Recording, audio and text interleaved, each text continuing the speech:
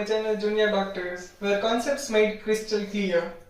Hope you have watched our first video on the gaseous exchange, wherein we studied that our hemoglobin having alpha chain, beta chain is said because of more amount of carbon dioxide, and we named it as carboxyhemoglobin, and the whole state is considered as T state, that is tension state.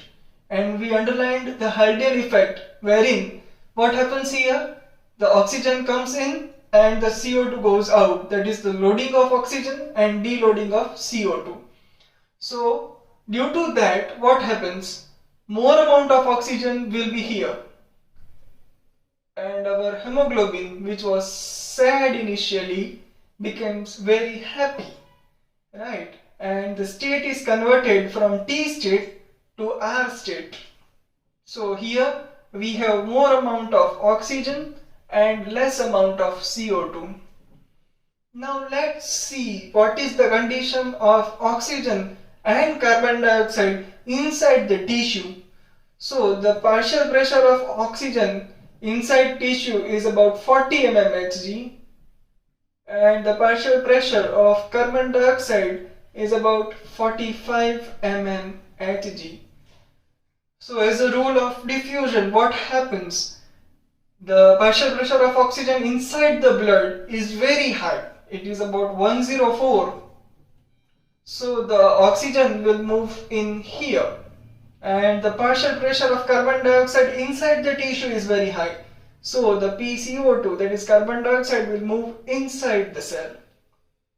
But before going to that concept, that how oxygen from the HB moves to the tissue, let me underline cellular respiration, which we have studied as C6H12O6 plus 6O2 gives us 6CO2 plus 6H2O plus heat. The heat which is generated inside the tissue will move towards the hemoglobin, and it will break FeO2 bond, and in that manner the oxygen which is separated will move towards its lower concentration, and in that manner the oxygen from blood will reaches to the tissue. Now what happens to CO2? Here the HCO3 minus, which is inside, initially during the T state, it will now move inside the plasma. And how it happens? We know that H2CO3 state will be converted into H plus HCO3 minus state by carbonic anhydrase, and this HCO3 minus will move outside. Similarly, to balance it, say the Cl minus will move inside, and that's how the oxygen from blood reaches to the tissue and CO2 from tissue reaches the blood.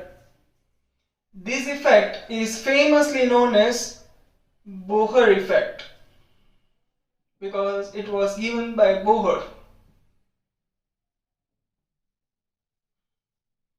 So what will be the affinity condition? Here will be loading of carbon dioxide and deloading of oxygen.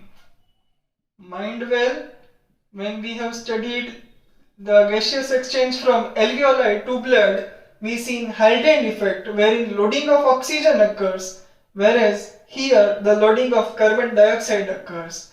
There occurs deloading of carbon dioxide, but here there occurs deloading of oxygen. And this whole process, that is from blood to tissue and from tissue to blood, this process is famously known as internal respiration. So hope your concept of external respiration as well as internal respiration becomes crystal clear. Enjoy learning. Don't forget to subscribe my channel, to share my content and to like my video. Thank you and bye bye.